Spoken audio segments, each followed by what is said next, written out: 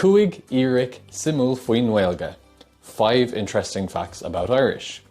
Gan éin ago ar churbe a railin. Without any further ado at all, let's get to it. A Shane, a do, a tree. Iver hain, níl ein Gaeilge ar yes, no or no. Number 1, there's no Irish language equivalent to yes or no. No, le bheith níos cruinne faoi, níl ein astracán díreach ar yes, no or no in Gaeilge. Or to be more specific, there's no direct translation of the terms yes or no in Irish. Is cínta gur féidir leat glachar le rud éigean nó rud éigean a dhiúil tú in Gaeilge. Of course you can accept something or deny something in Irish. Ach, brahan an fragra ar an mríthair a bhí sa gceist. But the answer depends on the verb used in the sentence. Mar hampla, erit tú, de nó níre, in onid yes agus no. For example, erit tú, have you eaten? De, eaten, or níre, haven't eaten, or some equivalent, instead of just yes and no. Agus ceann amháin deireanach, an é sin de chara, is sé, ní hé. One last one, an é sin de chara, is sé your friend, is sé, is, ní hé, isn't. Is léir sna sampli seo nach bhfuil astracán díreach ar yes agus no ann in Gaeilge. It's very clear from the above examples that there isn't a direct translation to yes and no in Irish. Brahan sé ar fad ar an ceist. It all depends on the question. Iver a dó, tá ard na vocal in Gaeilge difriúil ón méarla. Number 2, the word order in Irish is different to word order in English. Okay, seo hé cat iver a dó, an chuna sib na fí seán eile. This is cat number 2 if you've seen the other videos. Seo hé Missy, this is Missy. So she's an sin Missy le the hall agus denna maidé seo. So sit down there, Missy. Oh, tá sé mé. Éireanos, tá ard na vocal difriúil in Gaeilge ná tá méarla. Word order is different in Irish than it is in English. In méarla, sé ard na vocal ná anamní, A, bríthir, B, cuspóir, C. In English, word order is subject, S, verb, V, and object, O. So you'll often see SVO, subject, verb, object. Mar hampla in méarla, Shane threw the ball. For example, in English, Shane threw the ball. Shane non anamní, Shane is the subject. Threw non bríthir, threw is the verb. Agus the ball, non cuspóir, the ball is the object. In onad é sin in Gaeilge, in onad anamní bríthir cuspóir, instead of that in Irish, instead of the subject, verb, object. In Gaeilge bheadh cha Shane an líród ann. In English you'd instead say cha Shane an líród. Cha ná an bríthir, B, Shane ná an anamní, agus an líród ná an cuspóir. So in sin bheadh B, A, C. In Irish it would be cha Shane an líród. Cha is the verb, so V. Shane is the subject, so S. And an líród is the object, so O. So you'll see V, S, O, verb, subject, object.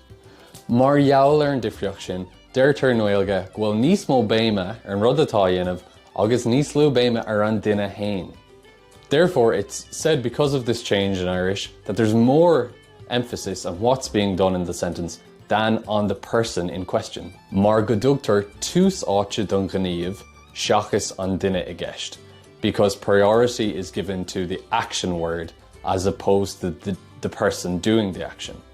Dar lom, tá seansa an mar sin go raibh éifeacht ag an teanga ar chultúr na tíre seo. In my opinion then, there's a good chance that this aspect of the language had an effect on the culture of Ireland. An bhfuil Gaeilgeoirí níos príomháidí ná daoine ó teangacha eile mar hampla? Are Irish speakers more private than speakers of other languages, for example? Who knows? Má tá sé seo, nó a bhallairt feiceat, fág teachtrachtaíos. If you've seen the likes of this, or seen the opposite in fact, leave a comment below. Iver a trí, athraíonn ibreacha in Gaeilge ag brath ar an rud atá ó chomhairmhat, daoine nó rudaí. Number 3, Numbers in Irish change depending on what we're counting, whether it's people or things. Go banúsach, má tá tú a cór of daoine cosúla páistí, dearann tú beirt fáistí nó tror páistí. For example, if you're counting people or páistí, children, you'll say beirt fáistí, 2 children, and tror páistí, 3 children, because they're people. Agus má tá tú a cór of rudaí cosúla cathaoireacha, dearann tú gá chathaoir agus 3 chathaoir. And if you're counting things like chairs, for example, you'll say gá chathaoir and 3 chathaoir. Mar ecinn sibh, tá difriocht down idir beirt páistí agus gá chathaoir. The difference is obvious then. Beirt fáistí, you use beirt for people or children, agus gá chathaoir, you use gá for things like chairs. Ach déadach lei sin a bheith I bhfad níos measa, but that could be way, way worse. Mar hampla, is seapánis athraíonn na hibhreacha más rud beag é, rud tanaí é, mór, cearcalach, is a rilla. For example, when counting in Japanese, the numbers change if you're counting a small thing, a big thing, a round thing, a thin thing, etc, etc, etc. Tá sé ionta costa. It's very difficult in some languages. Ach, tá físeán omlán dinta gom na hibhreacha hana féin, bhulling dul agus breanúir sin má tá ceistát. But you're in luck, I have a full explanation done in another video of how to count in Irish. Ivra cahar.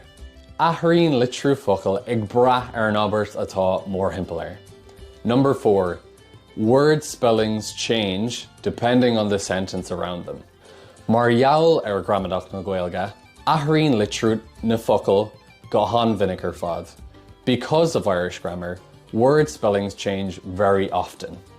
Sample 1, an costa ach le focail fíor comónta ná an focail ban. One example, a common example, but a really difficult example too, is the word ban, meaning woman. Tain sé mar seo.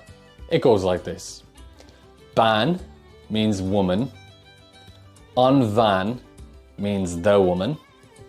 Hata na maná means the woman's hat. Maná means women. Na maná means the women. Hati ban means women's hats. Fui maná means about women.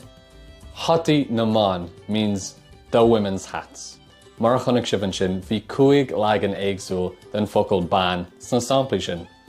As you've just seen, there are 5 versions of spelling of the word ban in those examples. Bhí ban, van, maná, vaná, van, agus man, shaking.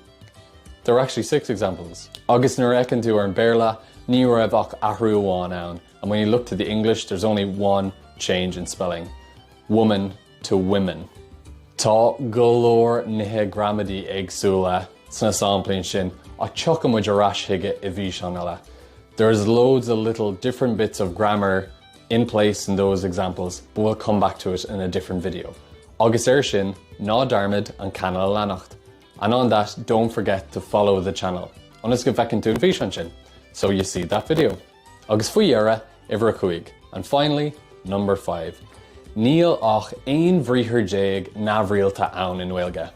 There are only 11 irregular verbs in Irish. Tá sé sin do chreite, agus cabhróidh sé leatsa agus tú a fólam.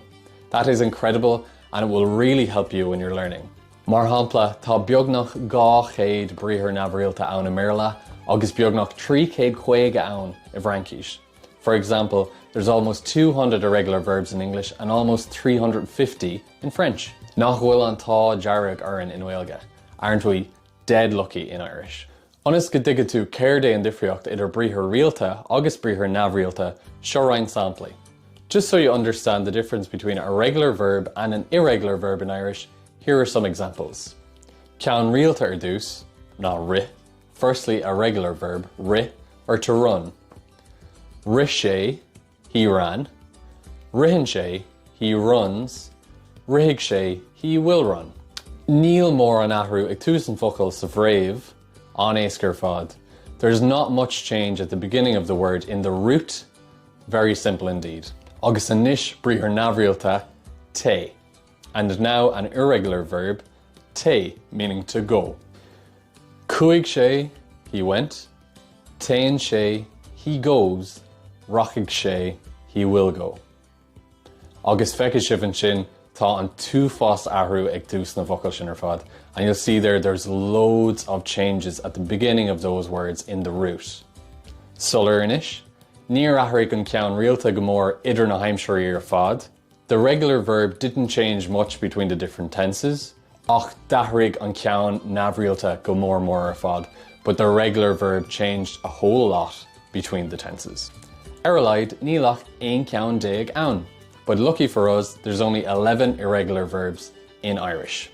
Racham with trees na bríchra nabhrialta ar fad I bhí seán eile, and we'll go through all of those irregular verbs in another video. Sin na cóide, sin é cúig rud iontoch simúil faoi teanga na Gaeilge. And that's it, everyone. 5 really interesting things about the language of Irish. An bhfuil aon rud fágtha ar láragam? Did I forget anything? Má tá, curse na teachtrachtaí hí sé.